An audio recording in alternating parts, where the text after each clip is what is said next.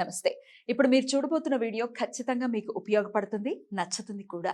మరి మీకు నచ్చిన విషయం నాకు తెలియాలి అంటే ఈ వీడియోని మీరు లైక్ చేయాలి, షేర్ చేయాలి, అలాగే మన ఛానల్‌ని సబ్స్క్రైబ్ చేయాలి. మీ సపోర్ట్‌ని నాకు అందిస్తారు కదూ! ఓకే. ఇప్పుడు వీడియోని స్టార్ట్ చేద్దాం. నమస్తే. Welcome to our channel. నేను కుప్పా పద్మిని. ప్రస్తుతంతో పాటు ప్రముఖ ఆధ్యాత్మికవేత్త, ప్రముఖ న్యూమరాలజిస్ట్ లక్ష్మీ నరసింహస్వామి ఉపాసకురాలు శ్రీమతి స్రవంతి గారు మనతో పాటు ఉన్నారు. మాట్లాడదాం. నమస్తే అక్క. నమస్తే పద్మిని. అక్క, సొంతింటి కల్లా ప్రతి ఒక్కరికి ఉంటుంది. అయితే కొంతమంది కొన్ని విపరీతమైన పరిస్థితులను ఎదుర్కొంటూ ఉంటారేమో అని అనిపిస్తుంది. అదేంటి అంటే మేము అడ్వాన్స్‌లు ఇచ్చేసాం ఇండ్లకి. రిజిస్ట్రేషన్స్ అవ్వట్లేదు. లేకపోతే మా మా బిల్డర్స్ మేజర్‌గా కొన్ని సందర్భాల్లో ఇవ్వట్లేదు. చెప్పిన టైంకి ఇవ్వట్లేదు. అంటే ఈఎంఐలు కట్టుకునే వాళ్ళు ఉంటారు కదా! అవి కడుతూ ఉంటూ మళ్ళీ ఇంటి రెంట్‌లు కడుతూ ఇంటికెళ్ళిపోవాలి, సొంత ఇంటికెళ్ళాలి. ఇట్లా రకరకాలు ఉంటాయి కదా! ఇవ్వట్లేదు, సొంత ఇల్లు మా ఇల్లు మాకు ఇవ్వట్లేదు. అడ్వాన్స్ కట్టేసాము, ఇల్లు మాత్రం ఇంకా స్టార్ట్ అవ్వలేదు. ఇట్లా ఇల్లుకి సంబంధించి రకరకాల ఇబ్బందులు ఫేస్ చేస్తుంటారు. కొంతమంది లోన్స్ రావట్లేదు. దానివల్ల కొంత మేము డౌన్ పేమెంట్ చేసాము, లోన్ వచ్చేస్తే క్లియర్ అవుతుంది అనుకుంటే లోన్ రావట్లేదు, ఇరుక్కుపోయాము అని అనేవాళ్ళు ఉంటారు. అన్నిటికీ ఫుల్ స్టాప్ పెట్టాలి అంటే ఏంటక్క, దీని రెమెడీ ఏదైనా ఉందా? తప్పకుండా ఉంది పద్మిని. అమ్మవారు ఎక్కడ నివసిస్తారు అని అంటే మనం వెంటనే చెప్పేది మణిద్వీపంలో నివసిస్తారు అమ్మవారు అని చెప్పి చెప్పుకుంటాం మనం. అయితే ఆ మణిద్వీపం ఎలా ఉంటుంది అనేది మణిద్వీప వర్ణన మనకి. అయితే ఇక్కడ మనకి మణిద్వీప వర్ణన రెండు విధాలుగా మనం చేసుకోవచ్చు. ఒకటి ఏంటంటే లలితా సహస్రనామంలో శ్లోకం ఉంటుంది. అంటే ఆ పర్టికులర్ లైన్ ఉంటుంది కదా. ఫస్ట్ శ్రీమాత శ్రీ మహారాజ్ని శ్రీమత్ సింహాసనేశ్వరి అది చదివేసిన తర్వాత 2 లైన్లు చదివిన తర్వాత ఈ లైన్ చదవాలన్నమాట. ఓకే, నేను చెప్పేది అది చదివిన తర్వాత మళ్ళీ రెండోది చదివిన తర్వాత మళ్ళీ దీన్ని సంపుటీకరణము అని అంటాం మనం.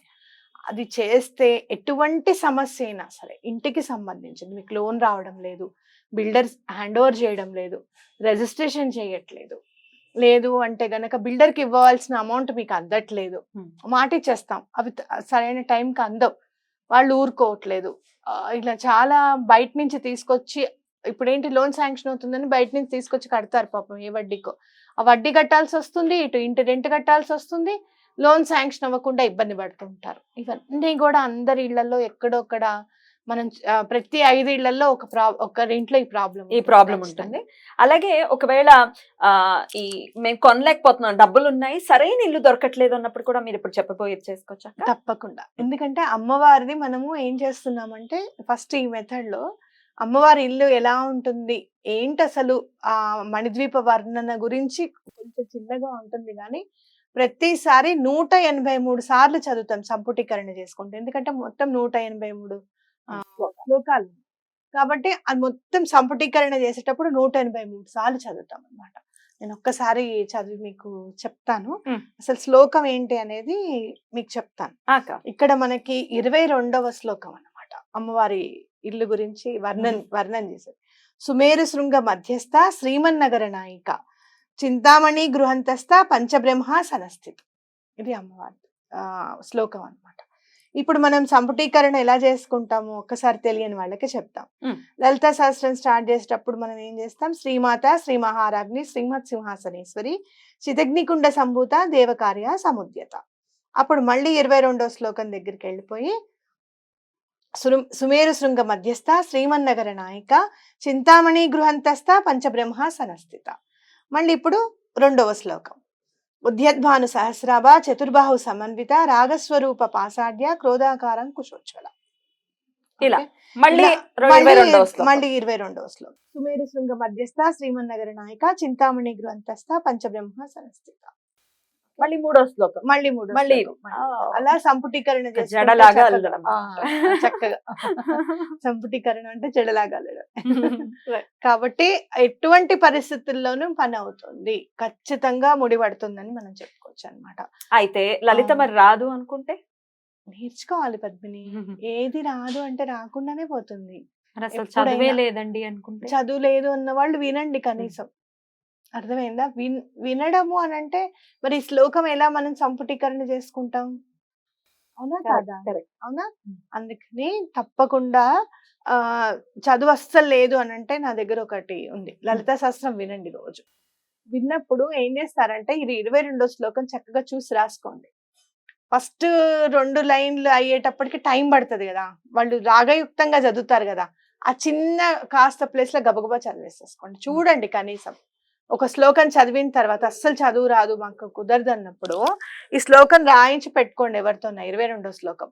అది వింటారు కదా, విన్న తర్వాత ఈ శ్లోకం చూడండి, 22వ శ్లోకం అమ్మవారిది. ఆహా, ఇలా ఉంటారా అమ్మవారు, ఇక్కడ ఉంటారా, చింతామణి అలాంటి మణులన్నీ కూడా అక్కడ చక్కగా తాపడం చేసి ఉంటాయట అమ్మవారి ఇంటికి. ఓహో ఇదా అని చెప్పి వినండి. ఈ శ్లోకానికి అర్థం ఏంటి అనేది కూడా మీకు చక్కగా గూగుల్లో వస్తుంది, ఆ అర్థం కూడా తెలుసుకోండి. అర్థమైందా? ఇది ఒక పద్ధతి. రెండో పద్ధతి ఏంటంటే మణిద్వీప వర్ణన చదవడం. అయితే ఒక ఆయన ఎవరో తెలుగులో రాశారు మణిద్వీప వర్ణన, అది చదవకూడదని నేను అనను. చాలా మంది ఇళ్లలో ఇప్పుడు గృహప్రవేశం చేసుకున్న తర్వాత తప్పకుండా మణిద్వీప వర్ణన 9 సార్లు చదవడం, బుక్కులు పంచిపెట్టడం అనేది జరుగుతుంది. కాదు అని నేను అనను, చాలా మహిమగల పూజే, నేను కాదని నేను చెప్పను. అయితే అసలు దేవి భాగవతంలో మణిద్వీప వర్ణన గురించి, ఆ మణిద్వీప వర్ణన చదివితే ఎటువంటి పరిస్థితుల్లోనూ ఇల్లు సమకూరుతుందా? ఒక్కసారి చదివితేనే సమకూరుతుంది. మీరు నమ్మండి నమ్మకపోండి. ఎన్ని శ్లోకాలు ఉంటాయి? చాలా శ్లోకాలు ఉంటాయి, 200 శ్లోకాల వరకు ఉంటాయి మనకి, కానీ చాలా ఉంటాయి. మణిద్వీప వర్ణన 2 భాగాల కింద ఉంటుంది అనమాట. 2 అధ్యాయాలు అనుకో ఇంకా ఉంటుంది. చదివితే ఒక్కసారి చదివినంత మాత్రమునే ఇల్లు కొనుక్కున్న వాళ్ళు ఉన్నారు. నేను దేవి భాగవతం బుక్ కొనుక్కున్నప్పుడు నా దగ్గర వచనం ఉంది, శ్లోక రూపం కూడా విడివిడిగా దొరుకుతుంది. దేవి భాగవతం గీతా ప్రెస్ వాళ్ళది, బాగుంటుంది చాలా. మన అది కొనుక్కున్న తర్వాత మన రాజశేఖర్ శర్మ ఉన్నాడు కదా, మనకి హోమాలు చేస్తారు, అతను వచ్చాడు. వచ్చినప్పుడు వదిన నీ దగ్గర ఇది ఉందా, నాకు ఇది ఇచ్చే అని చెప్పి తీసుకెళ్ళిపోయాడు. నేను చదవాలి, నేను మణిద్వీప వర్ణన నేను చెయ్యాలి. ఒక్కసారి చదివాడేమో, అసలు బుక్ తీసుకెళ్ళాడు. బుక్ తీసుకెళ్లిన 1 month లో ఇల్లు కొనుక్కున్నాడు. అడ్వాన్స్ ఇచ్చేసాను.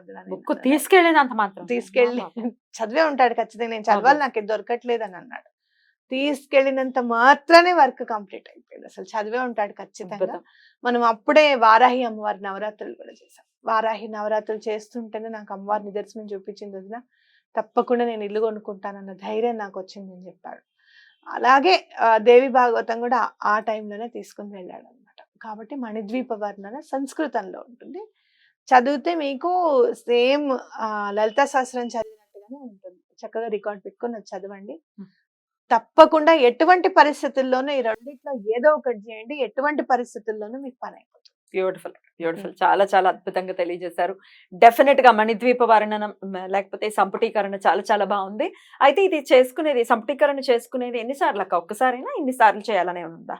సంపుటీకరణ మాత్రం అమ్మవారిది 43 రోజులు, ప్రతిరోజునా? ప్రతిరోజు 43 రోజులు చేయాలన్న. సుమారుగా ఎంత సమయం పడుతుంది? టైం పడుతుంది 10 ఇప్పుడు మామూలుగా లలితా సహస్రం స్పీడ్ గా చదివే వాళ్ళకి 15 minutes పడింది అనుకో, అంటే 183 శ్లోకాస్ డబుల్ అయినట్టే కదా. హాఫ్ అన్ అవర్ 40 minutes లో అయిపోతుంది.